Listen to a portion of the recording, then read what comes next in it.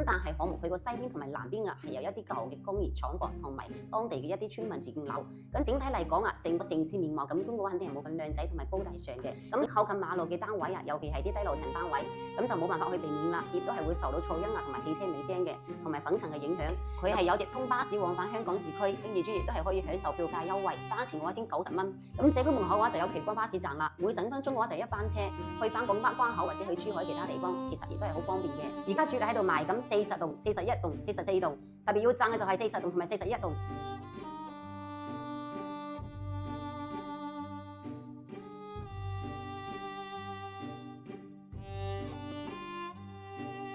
上一兩期就同大家講咗中山坦洲國際花園同埋怡豐名門呢兩個樓盤之後，亦都有好多朋友仔私信我，叫我快啲更新，睇下坦洲仲有咩樓盤係值得考慮嘅。咁我今日嘅話就過嚟同大家拆解樓盤，繼續上功課。好啦，今期嘅焦點嘅話就對準中山坦洲嘅中澳沖繩5期，睇下呢個樓盤究竟掂唔掂。我哋亦都係做咗功課嘅。優點同埋缺點都攤開出嚟講，俾到大家一個最真實、最客觀嘅一個講解。咁喺影片開始之前我哋嚟講啲嘢係有參考價值嘅，或者係純屬支持我繼續為大家拆解樓盤嘅。咁大家可以喐下自己發財手點翻個拉先，或者訂閱翻我呢個 channel以後有新片大家就會第一時間收到啦。咁就唔會錯過任何一條重要資訊啦。多謝各位朋友仔先嚇。好啦，都係老規矩，我哋先講缺點，再講優點嚇。咁首先第一個缺點嘅話就係周邊環境啦。雖然話佢個屋苑內部環境係打造得幾靚啦，咁但係項目佢個西邊同埋南邊係有一啲舊嘅工業廠房同埋當地嘅一啲村民自建樓。咁整體嚟講成個城市面貌感官嘅話，肯定係冇咁靚仔同埋高大上嘅。咁呢點嘅話就睇下你可唔可以接受到啦。缺點2就係靠近大馬路，咁項目正門口係橫市南路，咁呢一條嘅話其實係坦洲嘅主幹道之一。咁車流量嘅話其實都係幾大嘅，尤其係喺繁忙時段，咁貨車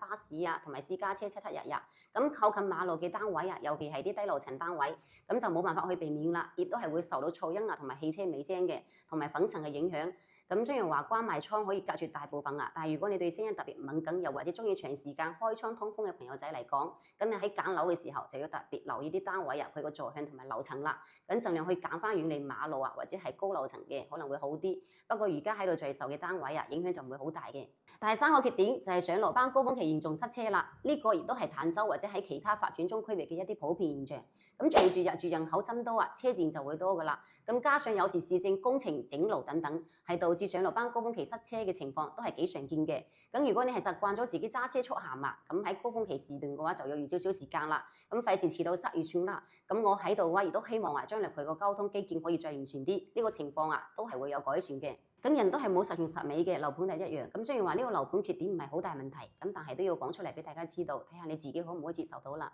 好啦，我哋缺點就講完啦，繼續聽埋優點。咁喺講優點之前首先問大家個問題，咁大家買樓第一件事知唔知要睇啲咩肯定係開發商佢嘅實力啦。咁尤其係第一次返大陸買樓嘅朋友仔最驚就係開發商走佬或者係爛尾啦。咁呢個樓盤第一個優點就係開發商啦，中澳沖繩係比較穩嘅，中澳集團開發。佢係喺中山珠海已經深耕細作咗足足23個年頭，亦都可以話係本地嘅龍頭企業之一。佢都發展咗好多樓盤，例如話中澳新城啦、中澳世紀城同埋中澳濱河灣呢啲大型樓盤。咁服務係超過2萬號業主嘅發展商亦都係有咁多年嘅開發經驗，口碑都係一步一個腳印即賺咗翻嚟嘅。咁開發商有背景，起碼你買樓都唔使話擔心啦，可靠性同埋穩健性呢方面都係值得俾個拉佢嘅。第2個優點就係地理位置。咁中澳沖繩佢個位置係喺坦洲嘅環市南路，佢個好處嘅話就係旺中帶靜。咁另一方面嘅話就係同優越香格里呢個樓盤係唔同嘅。咁佢唔係喺最嘈雜嘅優越百貨隔離左右。咁中澳沖繩可以享受翻一份寧靜之餘亦都係可以享受翻一啲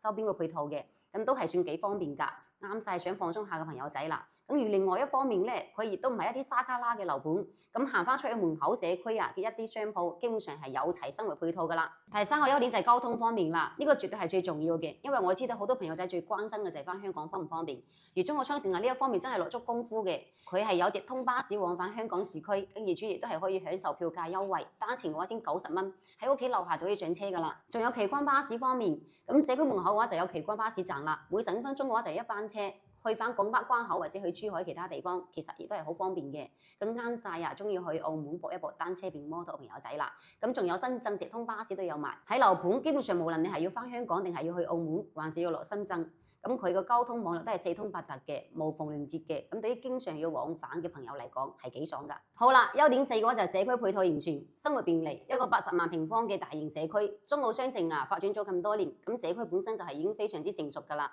咁生活購買方面亦都係好方便，佢有自己嘅一個商業街啦，樓下就有啲超市便利店美食街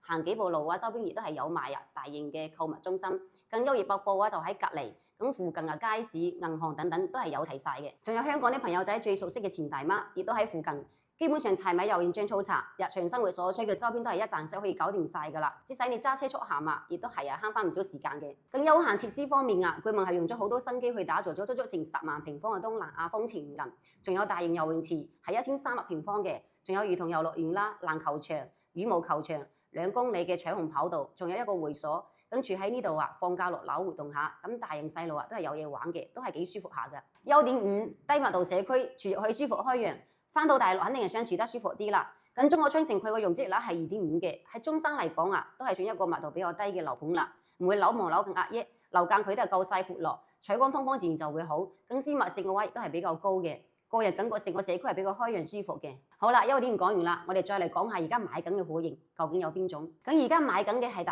5期新房，戶型選擇亦都係比較多嘅，啱晒啲唔同家庭嘅需求。中澳嘅戶型有一個最大嘅優勢，就係除咗常規室內露台仲有房間飄窗贈送面積之外，基本上每個主露台都有60C 贈送嘅，咁所以佢個露台係比其他樓盤大好多嘅。講下在售方面，而家主力喺度賣緊40棟、41棟、44棟，特別要讚嘅就係40棟同埋41棟，佢係2梯4戶嘅一個板樓設計。板樓有咩好呢？就係可以做到南北通透，空氣對流好，熱天嘅時候都會涼爽啲。咁喺南方嚟講係非常之重要嘅。而44棟就係2梯5戶，戶型選擇多樣，面積方面係由81平方到118平方都有，有大2房到4房，基本上都可以滿足唔同家庭嘅一個需求。81平方係南向大2房，雖然話係2房，但係空間都係幾闊落嘅，同埋佈局亦都係好方正，啱晒二人世界或者係單身人士。89平方就小3房，呢個小3房設計部分單位仲可以望到江景。咁104平方就係南向3房。係好多家庭客嘅一個心水單位，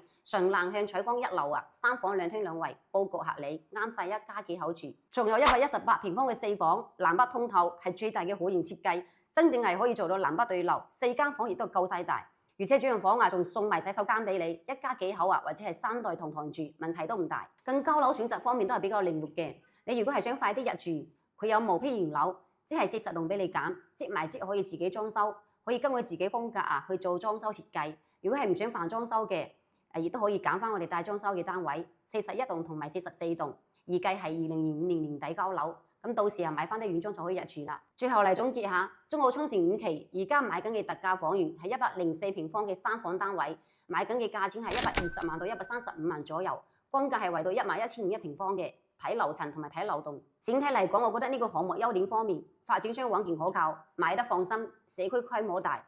內部配套非常之完全。環境靚，居住舒適度高，另外交通方面都係一個好大嘅亮點，尤其係直通巴返香港係非常之方便嘅。咁戶型選擇方面亦都係比較多嘅，有毛坯嘅現樓同埋精裝修嘅期樓，咁密度低住得開揚，住得舒服。我認為呢個樓盤係一個唔錯嘅選擇。缺點方面，周邊有啲舊廠房同埋自建房，環境景觀需要有待提升，鄰近主幹道，可能亦都會有一啲噪音同埋粉塵嘅問題。高峰時期交通可能會比較擁擠，如果你都覺得以上嘅問題係唔可以接受嘅，咁呢個樓盤嘅話就唔啱你啦。但係玲玲覺得以上呢啲缺點都係小問題，屬於比較常見嘅問題。呢個樓盤玲玲認為特別係適合需要往返香港同埋珠海嘅朋友仔，交通便利，係你首選嘅話，咁呢個樓盤就適合你啦。仲有重視社區環境同埋配套嘅家庭客，